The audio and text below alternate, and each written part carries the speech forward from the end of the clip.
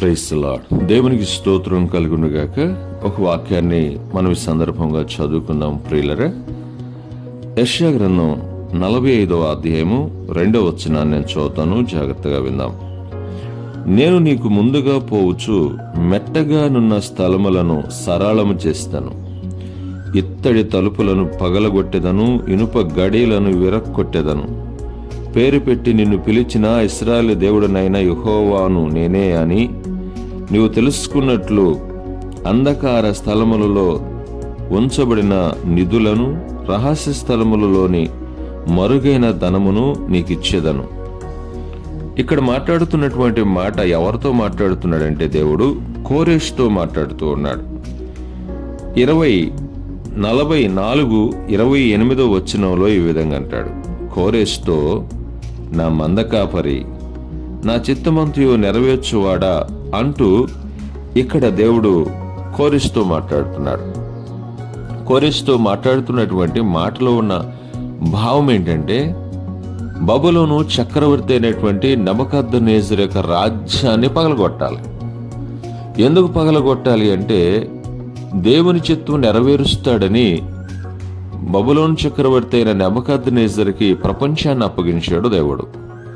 ప్రపంచాన్ని అప్పగించి భూమి మీద ఉన్నటువంటి జంతువులను, అలాగనే సమస్తమును మీద అతన్ని అధికారినిగా చేశాడు దేవుడు. అయితే కొద్ది కాలం బాగానే ఉన్నటువంటి నెబుకద్నెజరు ఆ తర్వాత గర్వించాడు. ఆ తర్వాత తన కుమారుడైన బెల్షాజరు కూడా గర్వించాడు. అందుకని పారాసీకుడైనటువంటి కోరెషుని ఎన్నుకొని కోరెషుతో మాట్లాడుతున్నాడు. దేవుడు కోరెషుతో, అన్యుడైనటువంటి కోరెషుతో మాట్లాడా? ఎస్, మాట్లాడాడని లేఖనం రాయబడింది. ఏం మాట్లాడుతున్నాడంటే, నీకు ముందుగా నేను వెళ్తాను. కోరెషు అని ఉండొచ్చు, బబులోను సామ్రాజ్యాన్ని పగలగొట్టడం అంటే, బబులోను సామ్రాజ్యాన్ని ఓడియటం అంటే అది చిన్న పని ఆ ప్రభువా అని అడిగి ఉండవచ్చు. అందుకు దేవుడు ఏమంటున్నాడంటే, నీకు ముందుగా నేను నడుస్తాను. దేవునికి స్తోత్రం. దేవుడు అంటున్నాడు, నీకు ముందుగా నేను నడుస్తాను, బబులోను రాజ్యాన్ని పగలగొట్టి ఆ రాజ్యాన్ని నీకు ఇస్తాను. దానిలో ఉన్నటువంటి నా ప్రజలైనటువంటి వారిని, యోధా వారిని నీవు యెరూషలేము పంపించాలి. యెరూషలేము పంపించిన తర్వాత వాళ్ళు అక్కడ దేవాలయం కట్టుకోవటానికి నీవు వారిని పంపించాలి. దీనికి నీకు ఈ రాజ్యాన్ని, ఈ యొక్క బబులోను సామ్రాజ్యానికి ఇస్తున్నాను అన్నాడు. దేవునికి స్తోత్రం. దాన్ని ఇక్కడ రాస్తున్నాడు. ముందుగా ఎలా వెళ్తాడో తెలుసా? ఇత్తడి తలుపులు, వినప గడియలతో బబులోను సామ్రాజ్యం ఉంది, మహా కోటలతో ఉంది. బెల్షాజరు అనబడినటువంటి వ్యక్తిని అతని దగ్గరకు పోవాలంటే ఇంచుమించుగా 100 తలుపులు దాటి వెళ్ళాలి. కానీ అక్కడికి వెళ్ళగలిగినటువంటి రాజుని టచ్ చేయాలంటే చిన్న విషయం కాదు.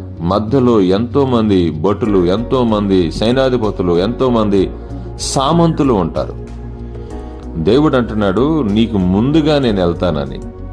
అప్పుడు అక్కడ ఉండేటువంటి పరిస్థితుల్లో కోరెషును తీసుకొని పోయి ఇత్తడి తలుపులను పగలగొట్టగా ఒక తన్ను తన్నగా అది పగిలి ముక్కలైపోయింది. ఒక్క తలుపు కొడితే 100 తలుపులు పగిలిపోయినాయి.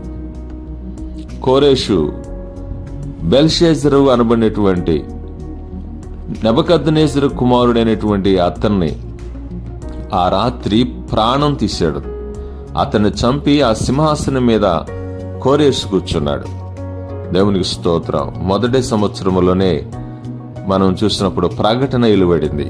ఎందుకంటే ఇశ్రాయేలు శాశ్వత బానిసత్వంలో ఉండకూడదు.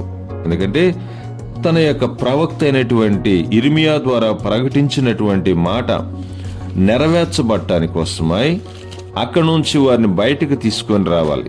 దానికోసమే కోరెషుని ఎన్నుకున్నాడు. చూడండి, ఎజ్రా గ్రంథంలో రాసినటువంటి ఒక ప్రాముఖ్యమైనటువంటి మాటని మీరు చూడగలరు.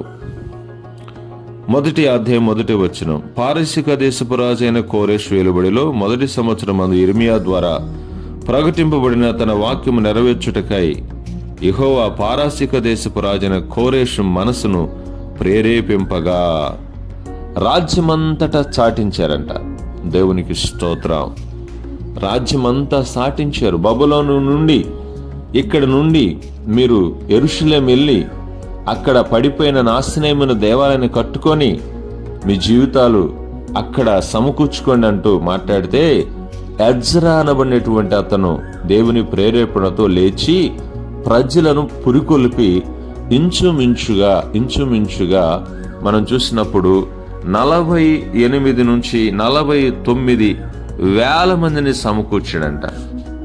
జెరుబాబేలు నాయకత్వంలో బబులోను నుంచి బయలుదేరి వెళ్ళారు. వీళ్ళు వెళ్ళి అక్కడ ఉన్నటువంటి యెరూషలేములో వారిని ఆత్మీయంగా బలపరచడానికి కోసమై వారి యొక్క మరలా అక్కడికి వారిని సమకూర్చడానికి కోసమై ఎజ్రా పూనుకున్నాడు. అలాగనే నెహెమ్యా, జకరయా, హగ్గై ఈ ప్రవక్తలు మాట్లాడుతూ వచ్చారు.